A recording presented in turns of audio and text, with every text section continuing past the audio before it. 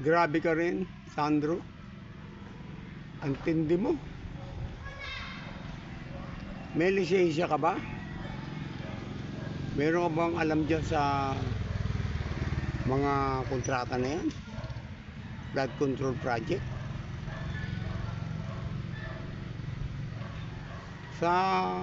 Nakita ko sa balita, 50.6 billion dyan sa Ilocos. Grabe ah. Ang tindi mo. Saan ba lugar yan?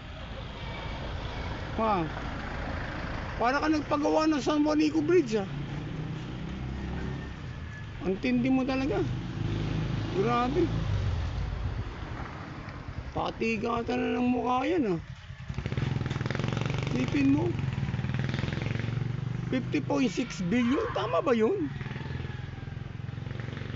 Hindi ako makapaniwala. May alam ka ba dyan sa project na yan? Baka maghalo lang ng timpla ng semento. Hindi mo alam eh. Grabe, nananadya na kayo ah. Hindi maganda yan.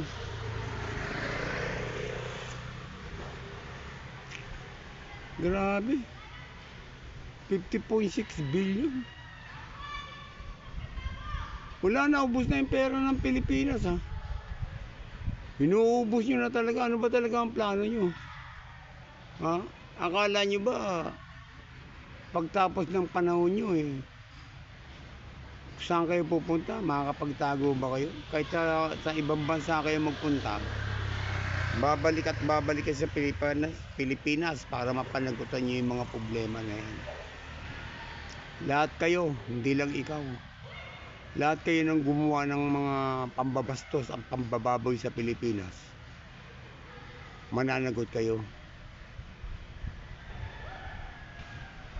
Kahit saan bansa kayo magpunta, ibabalik at ibabalik kayo. Di na kayo naawa sa Pilipinas. Flood control nyo, bilyon. Kami, food control. Ha? Food control kami ngayon. 500 lang daw. Pambabastos yung ginagawa nyo ha. Ano? Magigisa na lang kami ng bagoong?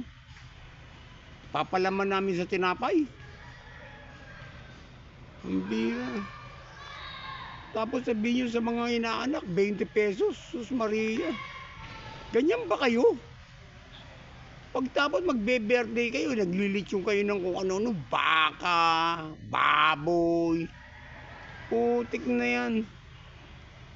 Tapos pagka kami, masyado nyo kami binababa, masyado nyo kami binabastos. Wala nyong kwenta. Hindi na kayo nahihiya sa mga kapitbahay nyo, sa mga kaibigan nyo. Nakakaharap pa ba kayo na maayos niyan? Alam mo yung mukha nyo, sobrang titigas na eh.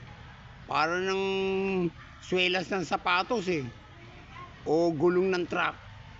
Dapat yung mga mukha na yan eh, ilaga yan eh.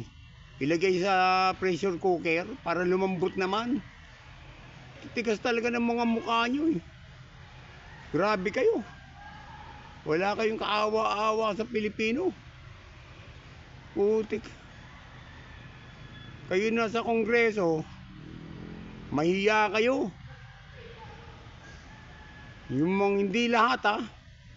Yung mga korap sa Kongreso. Si Barsaga nga, tinira nyo. Nagsasalita lang. O, samantalang kayo iimbitahin nyo yung tao, pinakukulong nyo. O, sa CODCOM, di ba? O, ilan ang pinakulong nyo? May kasalanan. Wala naman ha. O, pag-asar kayo, ipakukulong nyo. Mananagot din kayo. Mapapanagutan nyo lahat yan. Mga kawalangyaan na yan. Kaya yung mga nasa Senado, yung mga korap dyan, yung mga nagmamaang-maangan dyan, yung mga malalakas ang loob na mambola, mananagot kayong lahat. Kilala namin kayo. Mga walang iya kayo, kapal ng mga mukha nyo.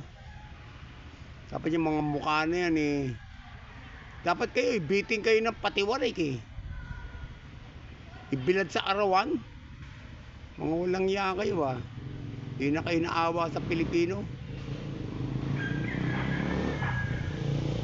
Kala namin aasenso ang Pilipinas. Ako binoto ko to pinaglaban ko talaga to si Bongbong kasi alam mo Bongbong Marcos, binoto kita, pinaglaban kita, ang daming kumukontra sa akin, daming kumakalaban sa akin tungkol dun sa tatay mo. Pero sabi ko, ako nagustuhan ko yung pamamalakad ng tatay niya, si Ferdinand Marcos, kasi yung land reform program niya maganda para sa akin saka yung Masagana 99, akala ko ganun ang gagawin mo para bumaba yung bilihin, kahit papano bababa ang bilihin doon sa Masagana 99, pero wala pagpasok mo, piniran nyo kagad yung sibuyas. 25 pesos lang ang isang kilo, ginawa nyo 700. Putik na yan talaga Pinataas nyo lahat ng mga gulay, pinahirapan nyo kami. Kami maliliit ng sweldo nagsardinas na lang kami. Sardinas na may miswa. Paano yung mga walang trabaho? Kakain na lang ng tae. Mga puto, nako. Sus Maria.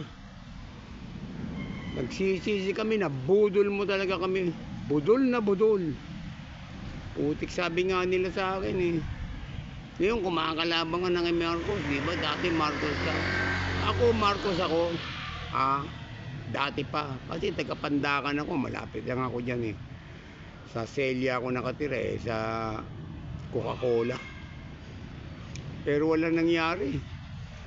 Balagbag din. Salamat.